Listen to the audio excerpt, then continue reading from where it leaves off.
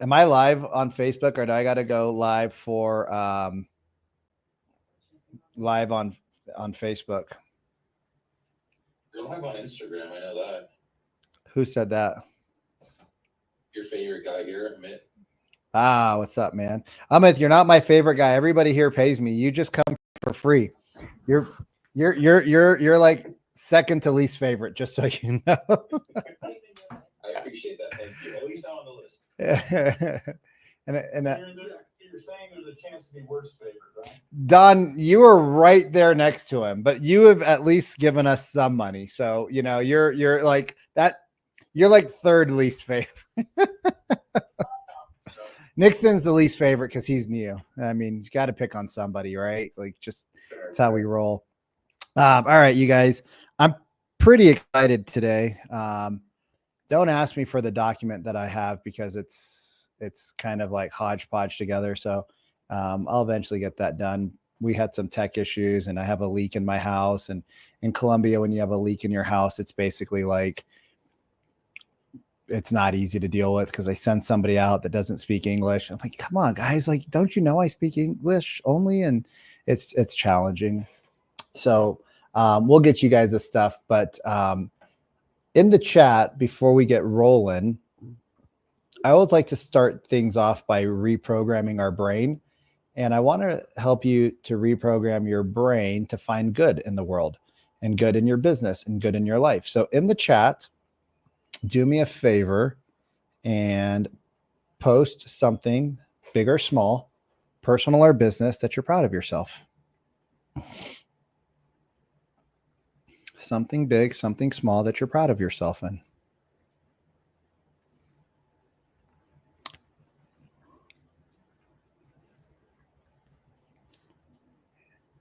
Adriana is proud of herself for eating now. That's good. You guys, I have my lunch here too. It's cold brisket. It's just cold brisket on a fork. Oh, geez. Cold brisket on a fork that almost flew onto the ground. Peter Thompson. Gotcha. Peter Thompson out of Canada. Gotcha. Consistency. Don is down 24 pounds. Is that why I was getting kind of excited over there, Don? I was like, woof, who's that wearing pink, down 24 pounds? I was just telling you I was gonna be Big Spoon for you. If I could hit Esha, if you could hit record now that I'm done talking nonsense. So let's see. Oh, so many wins. All right, Don, super amazing, brother. Down 24 pounds. So amazing. Myra did leg day and went to the DMV. Going to the DMV, that just sounds horrible. Jennifer is getting healthier. Yes, I love that. Becca is still making calls when I'm stressed out about my active deals. Becca, let's talk about this real quick. What's stressing you out about deals? I feel like I've had to, my deals are just like every single one of them has like really random problems that I've been having to like solve out of the ordinary, very weird things. Okay. Yeah. So let me ask you guys all this question. Do most of us have challenging deals? Yes or yes? Yeah, I know I'm not No. new, so I'm just like, I'm going to help you here. We should expect all of our deals to be challenging, right? So we're more prepared. If you guys are here and you don't have your cameras on and you're not naked or driving heavy machinery, I don't care if you're eating. I'm eating too. It's 12 o'clock. Appreciate you guys. He's not even cutting his food. He's just I'm an animal. I'm an animal. God gave me teeth. I use them. You're lucky I'm using a fork. Like, I'm Indian. I use my hands to eat. Okay. Like, have you ever eaten with Sharon? He's just like Sharon, you got to breathe in between bites. Oh, how have I not been murdered by him yet? I don't know. Maybe the year's not over yet. I have. There's what you're saying is there's still hope.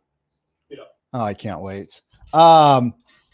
So the way that we organize our life is in time blocks. And the way you time block a busy life is you prepare for a busy life. So I'm going to deviate here, but this is important. I'm going to deviate here for you, Becca. It's important. Oh, can I? Sounds good. Let's plug this in. All right. I love it. Can you guys all see the screen? Mhm. Thank you, Edwin. Mhm. Monday, Tuesday, happy days. Thursday, Friday, happy days. Friday, Saturday, happy days. Doo-doo-doo-doo-doo. Something like that. Okay.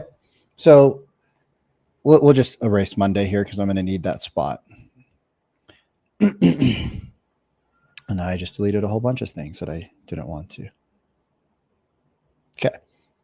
So let's get rid of Monday. Let's get rid of Monday. And so if we think about this as our block of activity, what happens in the day?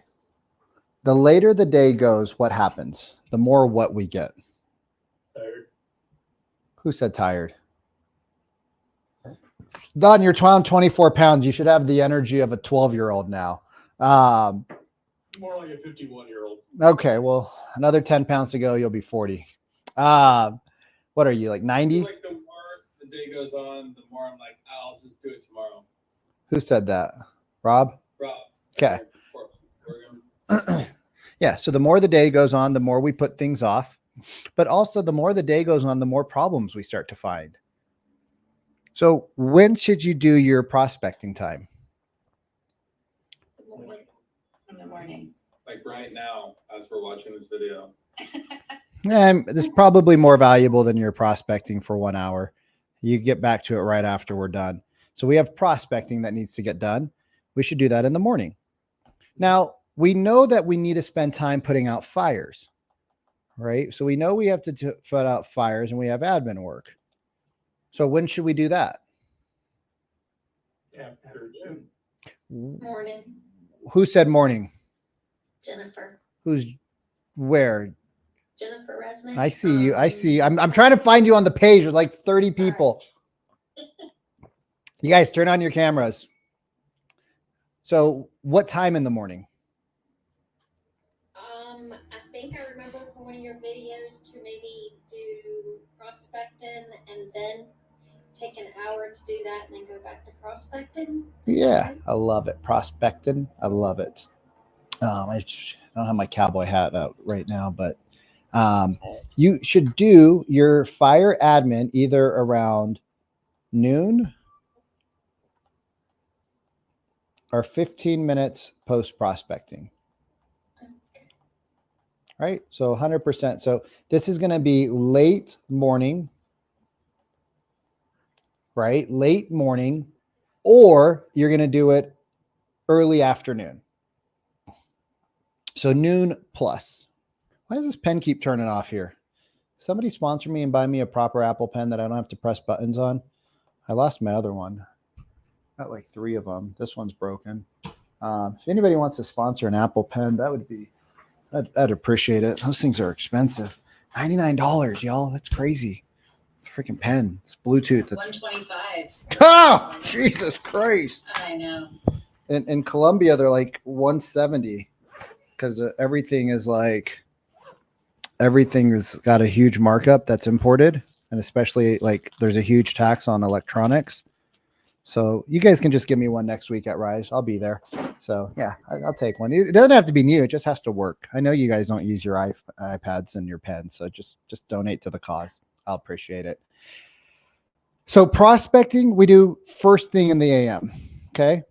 Oh, this is so annoying. So annoying. First thing in the AM, we prospect. If you come to the morning and you check your hot sheet before you check your CRM, you're doing it wrong. You could check your hot sheet while you're dialing, But if you check your hot sheet before you check your CRM, you're doing it wrong. Here's what else you're doing wrong. If you check your email and you walk into the abyss before you walk into your CRM, you are screwed. So screwed. So you prospect in the morning. So your first time block is prospecting when you get to your office. Oh, y'all, please, for the love of God, tell me that you have a start time for your day and end time for your day, unless you're dealing with like negotiations. Like, please don't tell me you start your day different days, different times every day. Camila, I'm looking at you. Nadia, I'm looking at you. Adriana, I'm looking at you. Okay, here's the thing though. Oh, I love it. Here's the thing. Let's hear the one-off excuses, everybody. No, Cheers. no, I'm not giving you an I'm excuse. teasing I you. wanna know that I'm not the only one with this. I time block my day like crazy. Mhm. It's color coded, all this. Yeah, BS. I love it. And So then, much time goes into it.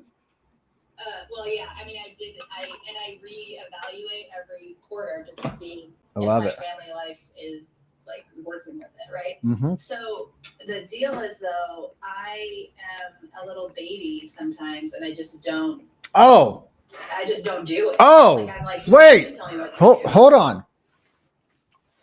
So wait, now you made me go through a whole iPad presentation because you said you have to put out fires, but the real problem is you just don't do the work that your calendar tells you to do. Well, sort of. Like, that's why I said I'm proud of myself for making my calls, because previous weeks I spent a whole week putting out fires without barely making any phone calls. And thank God I'd had prospected before that, because I still had deals coming through, but like, what happens in January then? You know what I'm saying? So I'm trying to be a professional, but I'm really bad at discipline. Yeah, that. Like, I suck at discipline, and I get scared, and then like things happen. I'm just and going to then, sit like, here with this for an hour, okay? No, For the no, next no. 36 minutes, I'm just going to keep this here. Do I need to be like, how do I change that? Because like that sign is not, it's not going to help me. And unfortunately, like, I've been trying to be disciplined my whole life, and I've always been like this. You just don't have a big enough goal. I guess I just don't care enough. Maybe I just don't want I mean, if you just don't give a fuck about what you want in life, that's okay. And just be okay with that. No, it's Yeah. no, you don't. That's true. No, you don't. Like, let's just call the spade a spade. Right. You care more about making excuses. Can I just be straight real? Yeah. We care more about our excuses than we do about the life we want. Yeah. So every time you make an excuse, how many kids you got? One. Okay. Every time you make an excuse, just take a picture of your kid and just rip it up and throw it in the trash and say, I don't care about you. Just have like a whole stack of pictures. Like, you know, I have like a whole stack of sticky notes, and just take that whole stack of pictures and just be like, yeah, fuck it. You're not that important. Because here's the truth. We either have our excuses or we have our lifestyle, but we don't have both. Now, are there weeks that are going to be hard? Yeah. But you know, you guys, what's the definition of discipline? Discipline is doing the shit you don't want to do when you don't want to do it. You're not disciplined when you're having a great day. You're disciplined like on days like today, where it's 4:20 in the morning. You couldn't sleep until 11:30 at night. You could easily tell your buddy, like, hey, I'm not going to go to the gym today. I'm just going to work out at my house. I have all this stuff to work out at my house with, so I can get a workout in. Because it's not that you're not disciplined. It's that you don't care. And your alignment is off. When you are aligned, you don't have a decision to make. You just do. So what does your personality will tell you your personal reality. Your personality will tell you your personal reality. So if you're not prospecting and you're making excuses that you're busy, let me tell you, you are busy. I believe you. But is that busyness going to cause January to be sucky? And are you accepting that rule? And if you say, I'm not going to prospect today, or you didn't prospect, you accepted the rule. And there's nothing wrong with that. Everybody here, let me tell you, there is nothing wrong with that. Just don't come bitching at me in 3 months saying, I don't have any freaking money. Because I'm going to say, show me your calendar 90 days ago. Let me tell you the truth. Prospecting is hard as fudge nuts. It's easy to sit down with people and talk about real estate. You could have a shitty process and 51% of buyers are going to work with you if you're the first person in and you beat them to getting other agents in. 40% of sellers are going to work with you if you're the first person in a few months prior to when they're ready to actually buy or sell. You just got to beat the other. Ooh, hi, little one. I heard a little baby. You just got to beat the other slow ass agents by 30 to 45 days, and you will have a business that's better than most. The reason we don't prospect is because you don't know the ultimate appointment booking formula and you don't know how to control conversations, what we're going to get in today. The reason you don't prospect is because you haven't actually aligned prospecting to your goals. So you're misaligned. It's like one tire is going left, one tire is going right. You're trying to figure out how to do it into over 20 miles an hour. Your thermostat, we all are built with an internal thermostat. Okay. We have a thermostat around our health. Oh, you guys are getting me off track. Oh gosh. Health. We have a thermostat around our wealth. We have it right. Weight. Right. Physique. If I spelled things wrong, you guys, it's just because I'm Indian and English is my first language. We also have one around what? It took some of you a second to get that. Health, wealth. What else do we have one? Around our relationships. Right? And so what happens is in this little wheel of life, right? So if you have this little pie here, when one gets bigger, we want to make one smaller because we want to keep equilibrium. So, oh, I'm starting to look really good. Oh, I'm getting some arms. Ooh, I'm down 20 pounds. Let me go tank my fucking business. Ooh, I have this great relationship. Let me go tank my health because our thermostat is set at 72. But what we need to do is figure out how do we raise our thermostat without tanking one of our relationships, our health, our wealth, our business. And what happens is as we start, right? Like Don, amazing job, down 24 pounds. That's incredible, right? But now are we letting something, now that health is up, are we letting wealth fall? Are we letting relationships fall? Is there something slipping because we're not checking our thermostat? Because it's not one dial of life. If you fly an airplane, there's a lot of dials. I don't know how to fly an airplane, but like this is what it is. A lot of dial, a lot of shit going on, a lot of buttons and beeps and blah, right? If you only look at the speed and you don't look at the altitude, you're probably going to crash into something. If you only look at the altitude and you don't look at the speed and the wind, you're probably going to go off track. If you don't look at your fuel gauge, you're probably going to run out of gas at some point. What happens in life is as we start to level up here, we start to level down here. Unless we're consciously looking at it and say, no, I can have the health, the wealth, and the relationships that I want. I can have all of the circles going up constantly and consistently so that I don't have to sabotage one area.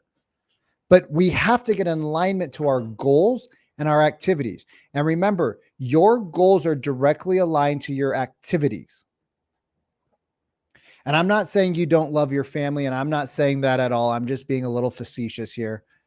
What it is, though, is that we need to tie the income producing activities to the goal so that we don't let the income producing activities slip. There should be no days off when it comes to prospecting, at least Monday through Friday. If you're full time, I don't know what in God's name else you could be doing that's more valuable. Well, I got to put out the fires. That's servicing your business. But if you don't have business, then there will be a time where you can't service your business. Just so you know, everybody prospects, including the GOAT Sharon. Everybody follows up. Everybody prospects. Everybody has to do appointments. The reason why companies grow so fast is because one leader is on appointments and the other leader is not. Everybody has to do the same thing in life to grow. Now, you might get to a point where you have other people doing some things for you, but that doesn't mean it's being neglected. So the most important thing you do every day is not put out the fires. That's a fallacy of real estate. The most important thing you do every day is make sure that every month you have fires to bitch about. Because let me tell you, bless you. Thank you. You're welcome. $7. Got to collect my money from you somehow, Don. Vikram, are you sure you're not part Chinese? Because I know I am, and I'd be collecting. Bro, I'm Indian. We're probably worse. Just down the street, right? We're neighbors, so we share trade secrets, unless we're negotiating.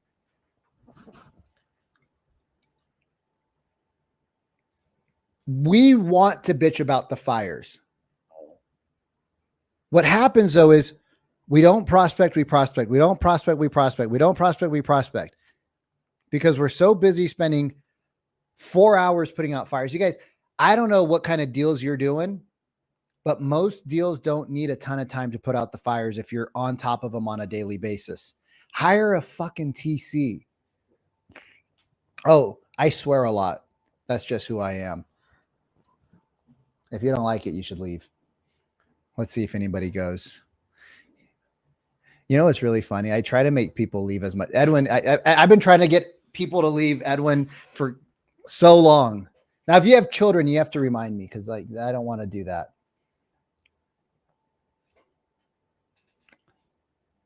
Everybody hears from New Jersey. More people on this call from New Jersey than anywhere else.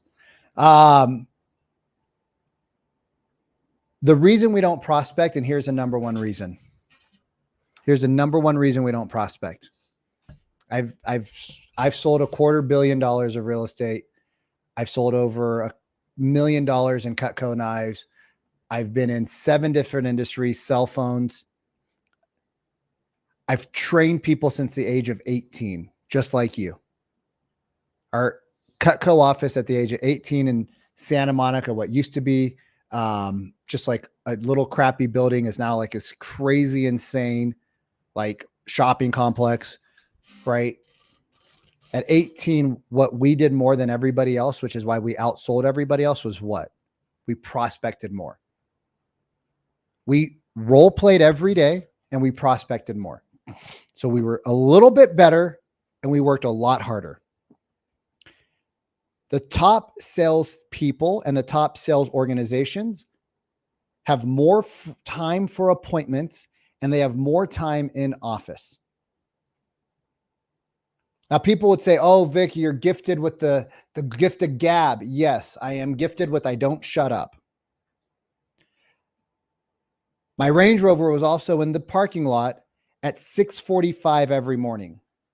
Some days 5:45. It was one of the first cars in the gym parking lot. It was one of the first cars in the office parking lot. It was one of the last cars out of the office parking lot. Now, you don't have to do that your whole career, but when you're starting out or if you're restarting up, you do. If you're starting out or restarting up, you do. Or if you want to be like my mentor, Terry Foster, who 2012 coming out of a crap market did 220 million or something in sales. Big ass team. She doesn't need the money. Definitely rich as shit. Old, chilling. Daughter's running the business. Luisa's looking at me with, okay. Didn't need the money, but she loved what she did. She's competitive as all, my God, and she was good. Some days we'd say, "Who does the Lexus make it before the Range?" I said, "No, the Range always finds its way in first," and we'd have competitions. But you know what sucks is she beat me because she'd been doing it for 40 years. So even though I got there an hour before she did, she crushed me every time because I was just like, damn, Terry. And guess what Terry used to do every day? Her admin would put the people she needed to follow up with into her calendar. Somehow they would load it into some system and it would just dial while she was driving.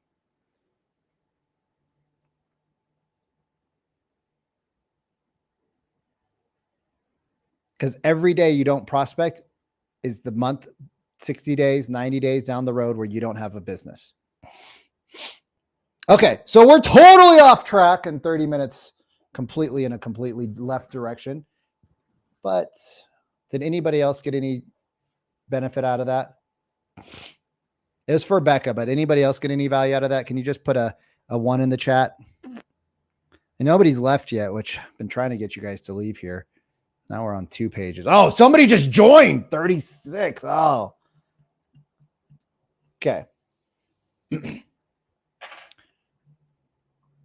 going to teach you guys something that I haven't really gone into in detail. So ignore that this is just on a random Google Doc with nothing on it. I can't send this to you guys. I don't know why Google thinks that I'm like living in France or something. It always tells me my language is, like, no, we don't put U's in our words. Okay. No, it always tells me every time I go to a new doc that all my stuff is misspelled. But anybody here ever get a runaway prospect? Who knows what a runaway prospect is? Yeah. What's a runaway prospect, Edwin? Someone who takes over the conversation and runs away like a bullet train. Mm-hmm. It's like they're talking out of Uranus. I'm talking about the planet. I'm talking like they're talking from Uranus. I mean, sorry, you guys, this is too much. So how do we control that? Pattern interrupts. But how do we do that, Edwin? Because it's easier said than done, right? Yes. When we're in a conversation outside of sales, when somebody's talking and we want to interrupt, do we think about it or do we just ask a probing, clarifying, an additional question based on something? What do y'all think? Think about the last conversation you had. You ask a probing question.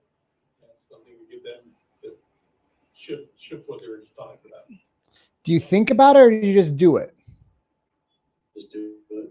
You just do it. There's no thought process. You're in what we call a flow state.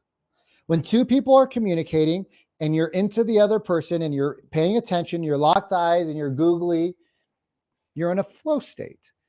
In a flow state, you don't think for permission or what's right. You just do what's natural. But when we get on a sales conversation, what happens to us? Recording in progress. Everybody say hi to Louisa. I think she just popped in. She's taking your guys' attendance. Hi, Louisa. Everybody freeze and get nervous. Oh God, I'm going to get a C again this week. I didn't show up to the calls. Oh, I didn't go to the school portal and post. I got a D. You guys, it's so funny. Louisa, can you kill your volume? It's so weird hearing myself. It's so funny when you guys get your report cards every week and you send all these messages. I was doing this and I was doing that. I was like, Lisa, tell them you don't care. No accountability, no excuses. She's like, I can't do that, Vic. I'm not mean like you. I was like, I'm like, just say it's me. Just say it's me. I see everything, you guys, that happens. It's super funny. So we get these runaway prospects that just start talking. But what do? Why do they run away? First off, why do they run away? Because you're not controlling the conversation the way you should be. But we're not controlling the conversation. But how do we control the conversation the right way? That's questions. Practice. Practice what? Practice prospecting, talking to people. That's the only way you're going to learn how to get better at Well, any of this. I've heard 10,000 calls from agents that have been saying the same exact thing for 15 years and they still do it the exact same way. So if we practice running the wrong way, do we actually get any better? No. I think it's about practicing the right way and developing your skills constantly. Rob, we're going to send you a link so you can come hang out with us and give us your black card. In other words, we role play. But if we don't, here's the problem. When you role play with other agents that haven't been trained, that don't have the ear, guess what kind of feedback you get? How many of you role played with people, right, Rob? Shitty feedback. How many of you role play with other agents and they say, oh, that was amazing, that was great. And then you go out, you get on the phone and you just suck. Right? Because it's hard to do things. Camila, stop laughing, okay? Bogota, Rolas, no laughing. There's no laughing here. Sal and Camila are trying to gang up on me here from Bogota. Don't worry. Pisces are here. So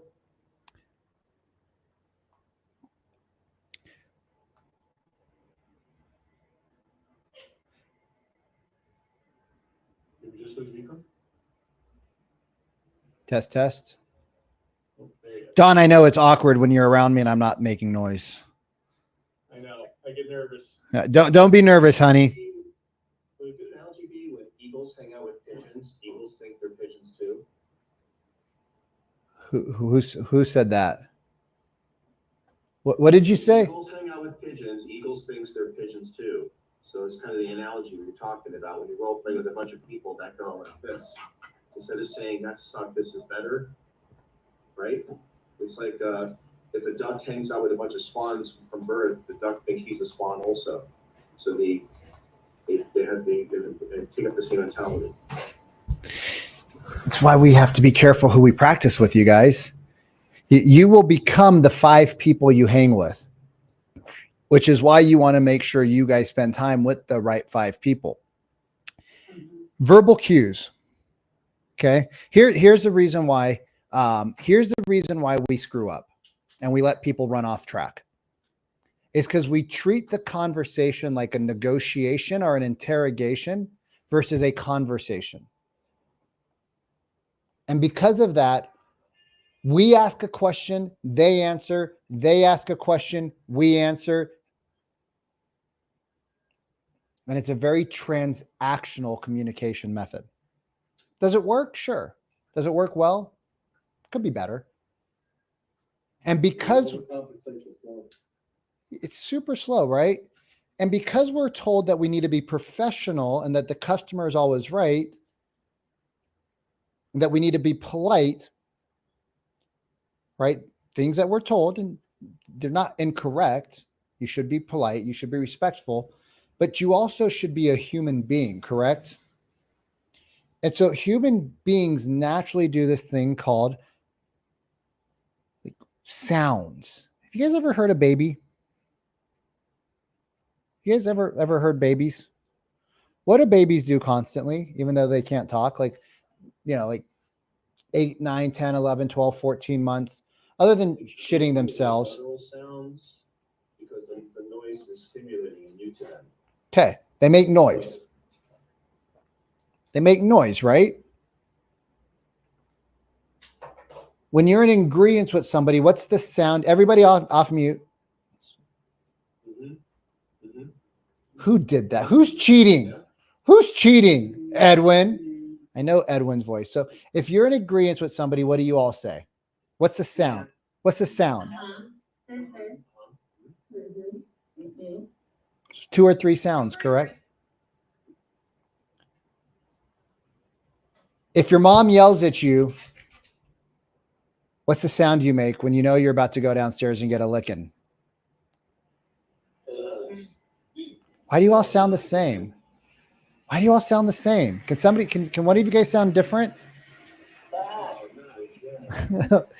If I said that to my mom, I was a bad kid. I used to. And then all of a sudden, like a freaking high heel would come flying across the room or a pair of scissors. A knife came flying across the room one time. I'm like, Mom. She's like, you're quick. You talk a lot. Yeah, we didn't have chocolates. We just had straight heels flying across the house. It's like, what's going on, Mom? She's like, you're too fast and you're too big, so I can't chase you with the frying pan. I'm like, you know what? I'm gonna leave. This is violent. So we use these thing called verbal cues, and verbal cues allow us to do some stuff, right? What do you think a verbal cue allows us to do in a conversation? Right? Yeah. Contribute to the momentum or the flow. So it allows us to be natural, number one. Right? It allows us to be natural. It allows us to interrupt. Right? And the way we do that is how? Because most of you guys don't do it when you're thinking about sales.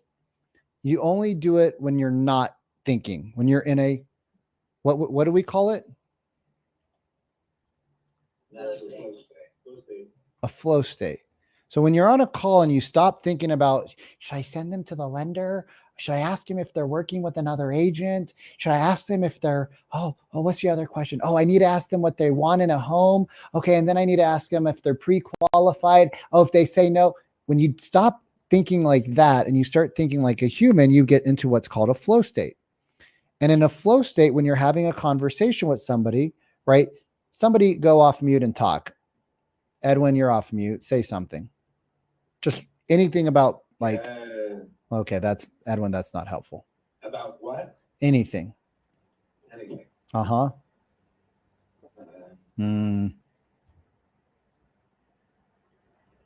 Somebody help Edwin. Edwin. Where I'm coming from.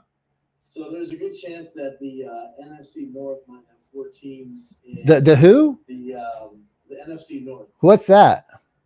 It's the football conference that. When you say football, do you mean like, I'm sorry, because I live in Medellin, Colombia. Are you talking about like soccer? Or are you talking about like the weird football where they use their hands, which actually should be handball?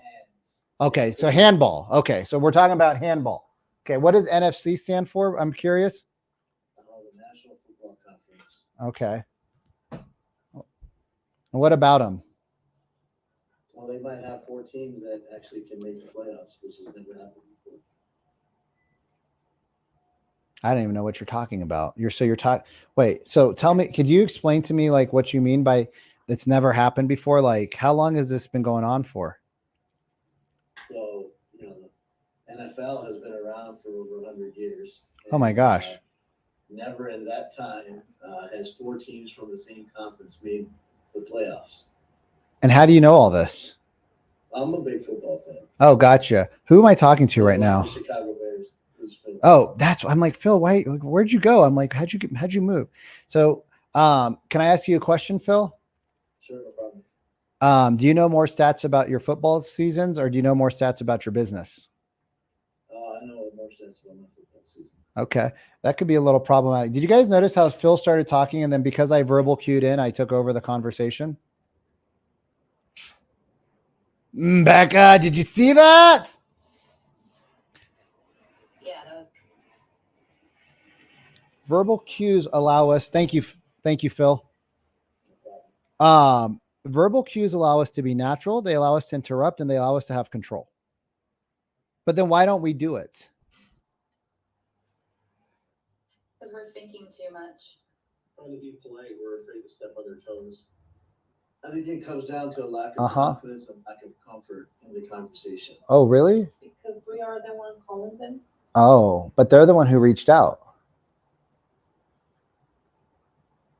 Who's? Go ahead. Go ahead, Bogota.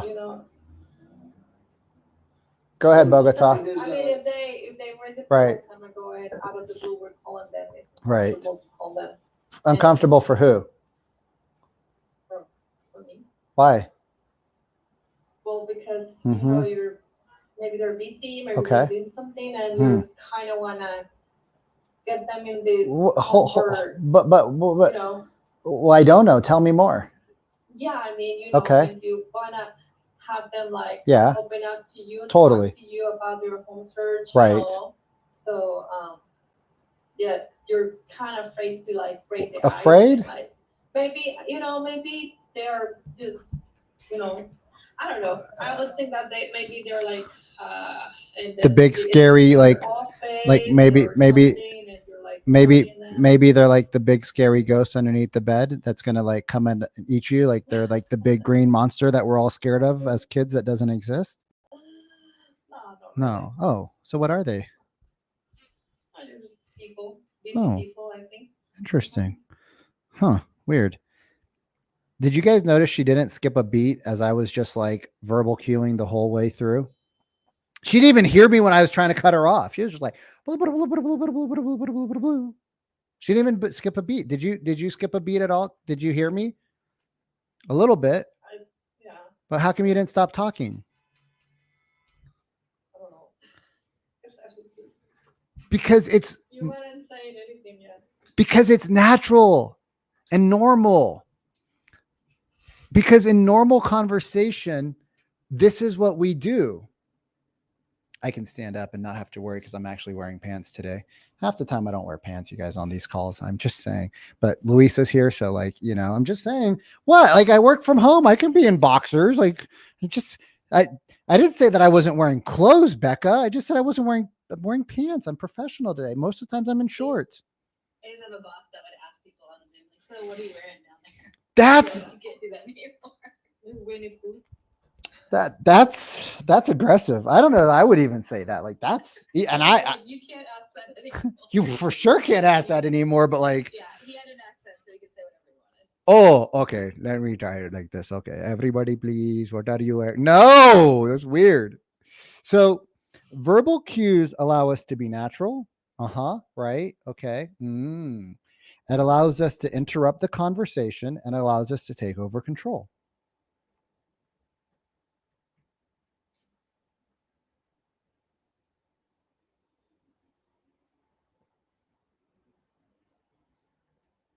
Sal. Guys, I haven't been watching the chat for a few minutes. Oh, I'm supposed to give you guys this survey. Here, I need you guys to fill in the survey. I'm going to get yelled at again by everybody. How often do you guys get yelled at on a daily basis? I feel like I get yelled at by like everybody. My Spanish teacher, my salsa teacher, Luisa sometimes, Sal. Is she Latina, Sal? Is she Latina? Is she Paisa? 'Cause that could be dangerous. Oh no. Luisa's the sweetest person ever, actually. Italian, oh, that's way worse. I don't know. So why do we not do it then? When we know from a human standpoint, we know that human behavior, we know that normal conversation says to do this. Ooh, I froze. We know that human conversation, and we know that it says to do this to be natural. Why do we choose to not do it then? Every time we get on conversations, why don't we do it? What are some of the reasons stopping us from doing it? Fear of failure is, I think, one of the number one reasons why people don't want to do this or don't want to go out and prospect or door knock or cold call. Rejection. Conditioning. I'm not talking about prospecting, you guys. I'm talking about verbal cues. You guys are telling me all your fears right now about prospecting. Conditioned not to It's cultural. Who said cultural? Who said cultural? Talk to somebody from China, because they're acknowledging. If you talk from somebody from India, they're going to be like this, right? So what makes us think that this is cultural? That's Well, we don't go into it as a natural conversation. There's a lack of, for instance, skill set or a lot of expectations that we have on every call because there's a lack of a pipeline. You know, when you have a shit ton of business, those calls become a lot easier because you really don't care how it ends up going. So it ends up being a little bit more natural. So I feel like when either on a skill standpoint or on a desperation standpoint, when you feel natural in the conversation, you flow into that state a lot easier than when you put all those expectations on, this needs to be a home run call. I think that has a lot to do with it. That's why I say that when I'm thinking too hard, that it doesn't work as well.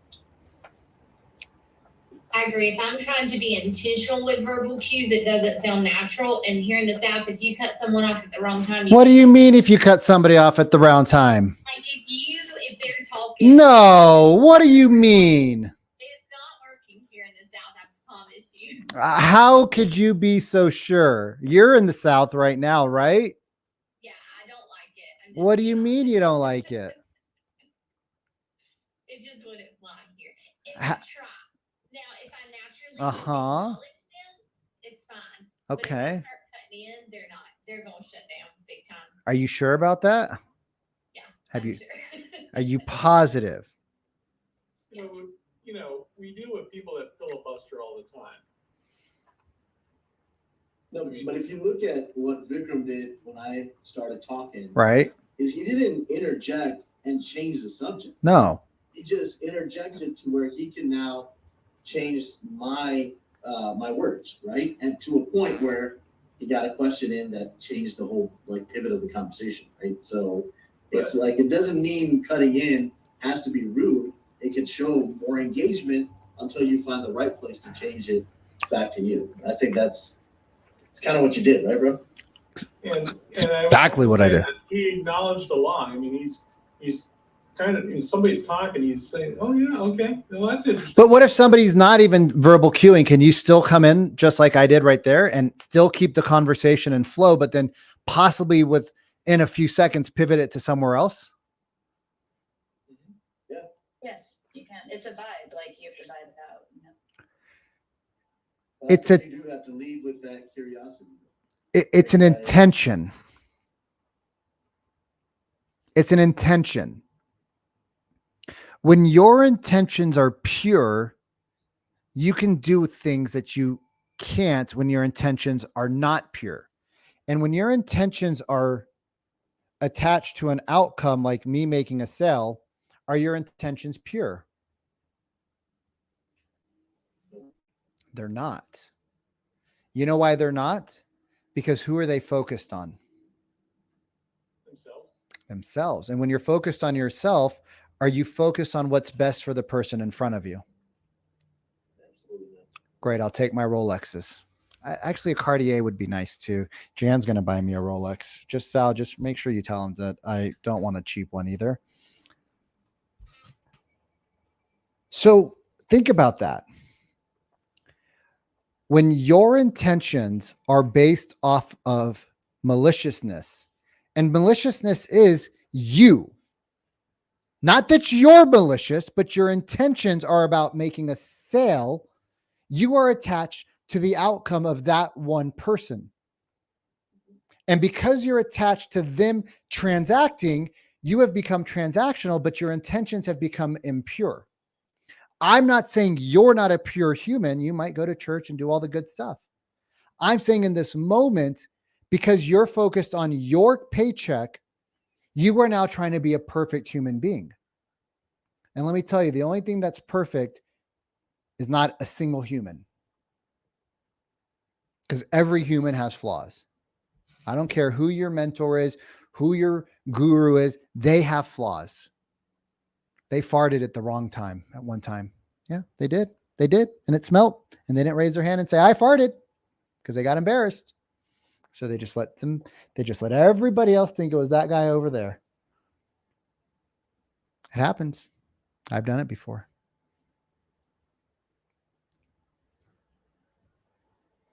You see, when we start to stop worrying about the outcome and we just start worrying about delivering the best for the person, you're attached to being the best, which is a great attachment, because you're either going to be attached to the sale of the outcome, or you're going to be attached to delivering the best and what's doing the best. So imagine you're on a phone call and the person said, Sal, can I use your call from yesterday as an example? Awesome. Thank you, bro. So yesterday, Sal was on a call. The woman said that I am not moving at least until the end of 2025, but more than likely beginning of 2026. I still have a year and a half at my job before retirement, and I'm not retiring early because there's a whole bunch of stuff attached to retiring early. I don't know what it is. I've never had a job before, but allegedly there's benefits if you stay for a long enough period of time. Golden handcuffs. So she said, I am not leaving for another 18 months, give or take. And Sal kept going in, trying to go in, trying to go in, trying to go in, trying to go in, trying to go in. And I applaud the effort. However, the intention was more about Sal getting an appointment versus Sal actually listening to the person. Now, I'm not saying you couldn't have got an appointment, but the angle you took was about you instead of about her. And as we listened to the call, you were like, oh man, yes. Okay. I see. That's why you have to listen to your calls, you guys. Because when you listen to your calls, you don't actually know what you say. I know you don't know what you say because I've heard calls. I'm like, what happened here? Blah, blah, blah, blah, blah, blah, blah. Okay, cool. Let's bling. Is that what happened? I think so. You think so or you know so? Whoa. Don't sound too confident there. And then when we break it down, it's like, holy shit, I said something completely different than what I meant to say. Verbal cues are a natural state. The way you get natural is you know your frameworks. You have to memorize a certain amount of stuff before you own that stuff. Otherwise, you're winging it. And then if you're winging it because you don't want to sound scripted, who are you focused on? You or the prospect? Do you want a trained doctor that's going to slice open your knee, or do you want an untrained doctor? Allison said trained. At least one person wants a trained doctor. Everybody else is like, yeah, just slice it open, doc. You guys, I got knives here. You just come on over to my house. Like in Colombia, I probably won't even get in trouble. So Vikram, real quick, we've got a newbie here, Nixon. We've been working the last couple of weeks because he's going to be calling expires. Ooh, good luck, bro. We've been like, okay, before we make that first phone call, we need to role play. Yeah, and so it's probably good. Do you start saying, okay, we start moving off script or start making that script our own? Or is it like, okay, does he need the training wheels for a little while? Can I tell you guys honestly? You guys should book sales calls with me just so you can listen and watch what we do because it's fucking good. But look, team closing script, copy of another script, ISA script, right? Closing script for marketing. You know why these are all open? Oh, I just closed what I needed. Oh, God. Oh, anybody want to buy me a barbecue? You need that cure. Anybody want to buy me a barbecue too? I've been looking at some nice barbecues. I like, if you guys haven't noticed, all I eat is meat. You guys should jump on a call just to see, because I'll give you this script afterwards and you could chop it into ChatGPT with my transcript. It's about 87 to 90%. It's 87 to 90%. When you come work on our team, right? This is our team training to be able to set a phone call. It's 77 pages long. Right? So when you come work on my team and you want to like start making calls, you got to go through a 77-page document and you go through, look, you guys, I wouldn't tell you to go through a setter. Like I don't lie to you guys. Right? I don't lie. This is why teams fail, because they don't do this work, because team leaders don't think they have the time. Video library for setters. Welcome video, quiz. How are we different? Expectations, commissions, best practices, conscious listening, empathy towards agents. You guys, we have to talk about empathy towards agents. You guys should have empathy towards each other, right? Common excuses agents make, tonality, pace, conversations, trust through tonality, verbal pauses, avoiding salesy phrases, body language and hand positions, trust base openers, setting up the gap, present video, past video, future, present, past, future, right? Present, past, future. That's the same thing as an overarching goal. We have to call it a little bit different here in the coaching world. Probing and clarifying, overarching goal video, game plan frame. Oh my God, you guys use the game plan frame on your outbound calls too? Damn straight we do, you guys. Well, okay, well, it sounds like what we do could actually help you out to get more deals. And I know I called you to the blue, but has anybody sat down to share you the time? Like, you guys, it's the same shit. I can't make this stuff up, right? This is what they have to go through if they want to set appointments on my team. Because I'll be damned if somebody calls you and sounds like a scrub. So Don, back to your question. Yep. You tell me, why would anybody ever need to go off script? Well, because the person on the other side may kick them off script. So we need to have a map, right? You need to have a map. You're here and you want to go to here. The script is the straight line.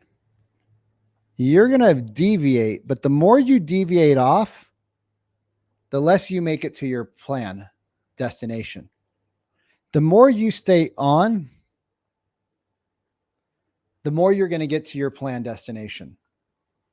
Now, you can use different variations. Like we got one of the guys in our group, he uses like circle prospecting to get his foot in the door. He uses an expired script, not the stuff that Vulcan 7 and Red X gives you. That shit's been played out since 1999, and it hasn't changed since 2012 when I started calling expireds. It's the same exact framework. All the coaches are teaching the same exact thing, right? So you're actually going to get on calls where your prospect might know the actual script, which is really fun, because if you don't have great tone, it's going to kick you right in the left shin and you're going to fall to your knees and just be like, okay, bye. So you got to go out there, and what you want to do is you're going to stay as close to your script as possible. And if you can work on your tone, your pace, and being conversational is your verbal cues, right? Next week, we're going to get into another section of it, but your verbal cues, right? Your pauses, your tonality. Like, how boring would it be if I just stood here and I didn't entertain you guys for an hour? You guys have been on those calls. I've been on those calls too. You guys have been in the Real Academy, and it's boring as all boring could be. Right? Your conversational is your energy you bring to the table. Oh, we lost Houston. We have a problem. Okay, there we go. It's like the Starlink. It'll eventually get home. Your quick-wittedness is conversational. Being able to be quick-witted on a call is conversational. Now, Nixon, you got to go get your ass kicked some. You don't become a professional boxer by not getting your ass beat. You look like a big dude that could probably hurt some people. But as you hurt others, they hurt you too. So you're going to have some people say some mean things, some nice things, some funny things, right? For sure. But in order to get through, you got to have these. You got to have the TPC, the tone, pace, being conversational, right? There's 7 tones. There's a bunch of different ways to pace yourself. Sharon uses like 120 beats per minute. I don't even know what that means. I try to look it up. I was like, bro, this is like advanced stuff.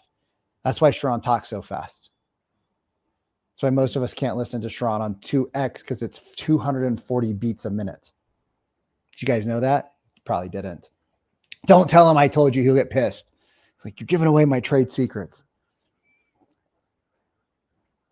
The reason why communication is so fun and so hard is because it came to us naturally. It's like air, we take it for granted. Oh, did I give you guys the survey? Go fill out the survey, you guys.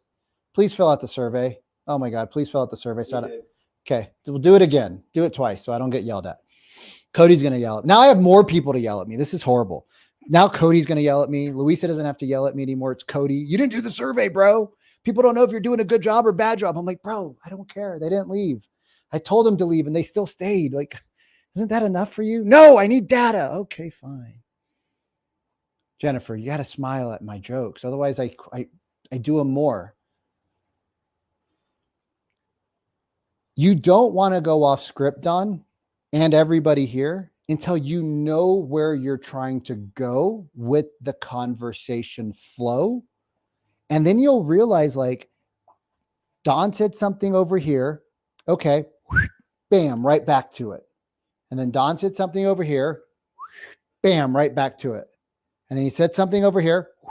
Right back to it. The goal isn't to memorize and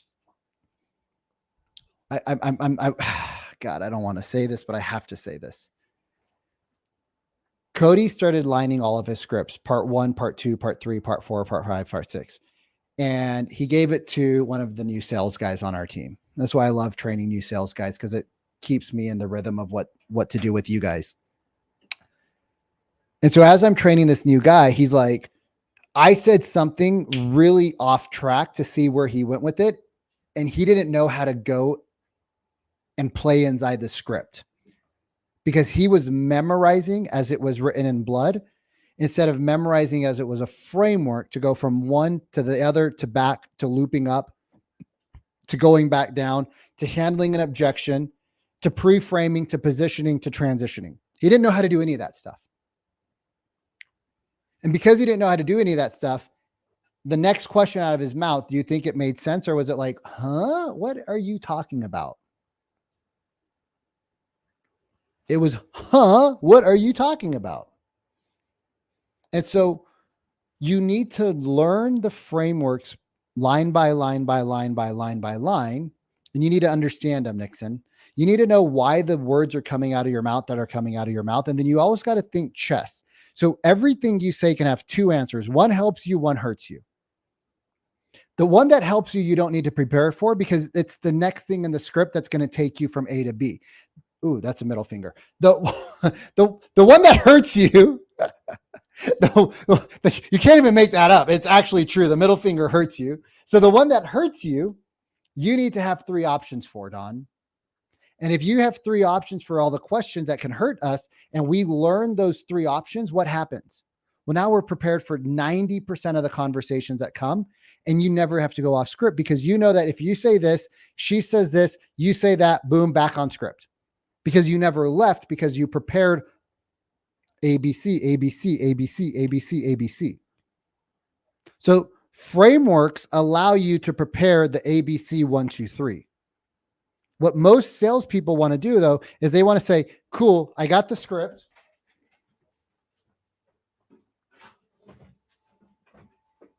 Cool. I got the script. You guys, it's all scripts. Okay. I never ask you to do something I won't do. I tell you guys to write them down. I tell you to write them down. I bought a printer in Colombia, and it went to 8 different houses with me before I finally got this apartment. Why? Because I needed to print things up faster than what I could do to go like run around here, speak in Spanish, try to figure out the email. It's not easy, Camila, living in a place where you don't speak the language. Super hard.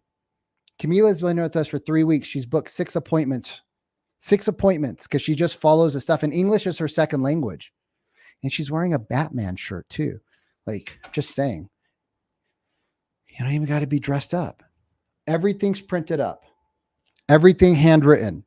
I know why I ask every single question on everything that comes out of my mouth. I know why I ask everything. Why? Because I spent a lot of time working it.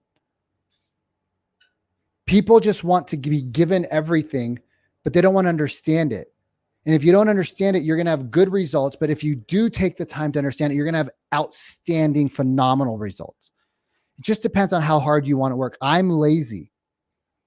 I'd rather go after a listing and fight my face off for a listing appointment than have to go work with the buyer. Not because of list to last, because a listing is more work up front, but it's less work in the back.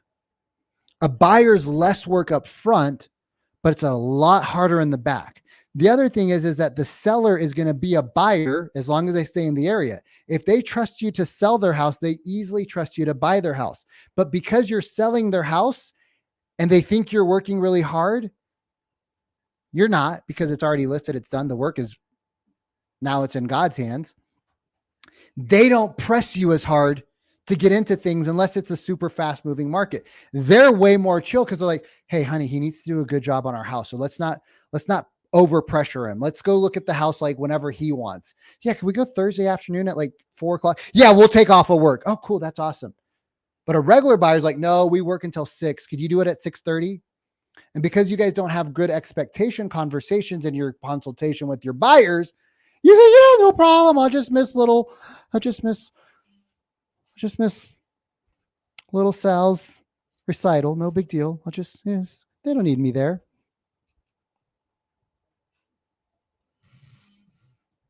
Verbal cues. Go back to this, you guys. I'm going to go back to this, okay? Verbal cues let you be natural. They let you interrupt and they let you have control. They give you time to think. And they condense your conversations from the stinking 18, 26, 28-minute conversations that some of you guys are having with prospects to the 9 to 11-minute conversation, which is the absolute scientific most amount of time you should be spending with 90% of people to have a high show rate. Science has proven, because I've done the research and I've done the data, that calls that go over about 11, 12, 13 minutes have a much lower show rate instead of a higher show rate. Because the person doesn't trust your process. You didn't control the conversation. You rambled. You showed the person you're not busy.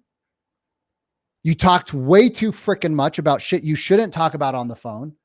And so then they think they don't need you and show rates plummet. I'm talking about cold leads, not referrals. Referrals is a different game. You come from a trusted advisor to a trusted advisor. All right. Was any of this helpful today, or did I just get to talk like one day I want to have a TED talk? Like, can you guys make that happen for me? I want a Rolex from you guys, an iPad, pen, and Rise, and I'd like to do a TED talk. The verbal cues, that's a huge takeaway for me, man. It's kind of like a Swiss Army knife to get back on track. I think most people remember to stay on script until they can't, and it's off track. Then you feel like, oh, screw these scripts anyway, right? So it's like if you're confident with the script, if you're internalizing it, making it natural, you know all the different ways to go. You got a recipe. You might get some different ingredients in the mix, but you still know how to make that brisket at the end, right? Like the verbal cues, I think, really do put it back on track. Brisket, baby. Brisket. Yeah. 12 hours in the oven. Yeah, please. There's a billion years ago in New York City, I took an acting class, Bill Hickey, HB Studio. And the only thing I remember is Bill Hickey said, James Cagney, the old actor, tough guy, top of the world now. In real life, he said, acting is technically easy. Know your lines, meaning know exactly what you're going to say, but when you say it, mean it. So kind of like what Phil said about the different little cues to get things back on track. If you care, and you say, and you like you said about practicing your scripts, if you really internalize it and you own it, you can not only be on the call or in person a short amount of time, because you own what you're going to say, you know what you're going to say, but when you say it, you mean it, as opposed to barking back and forth like people often do in objection handling classes. God, right? Objection handling classes are the worst. But when they say it with intention, like you actually have a role play, but you say it like you truly mean it, it becomes part of you, so the conversation flows, and you can go back to the that's right. Yeah. Right, because you're not thinking, what do I say next? Like the script in your head, like right. My next line. Totally. You think about that, you're pretty much dead. You are dead. Y'all, I have to go to another meeting. I dropped a link as a special gift for anybody who wants to join us in my free school port dojo. I don't know what to call it. I'm not a marketing person. But if you want to join us in the school community, we have some free trainings in there. And then if you guys did the survey, I truly appreciate it. I hope you guys go out there and actually utilize this. It takes a little bit of practice to do it on a sales call because your brain is still wired old school for sales. So it's not wired to be natural and normal. This alone will increase your amount of appointments, and this alone will increase your ability to get through the mud on a buyer and a listing presentation. It'll instantly increase your conversion. You're going to have some tough times. Danae, even in the South, my dear, I promise you, you do it because I'm going to find something. Now it's a mission. I'm going to find this like old movie and I'm going to show you how it works. And we'll practice it later. But you guys, I appreciate you all being here, even though I swore and I cussed and I tried to make you leave. And I'll see some of you later, and I'll see some of you next week. Oh, yeah, next week at Rise too. Bye-bye. Thank you, Vikram. Thanks.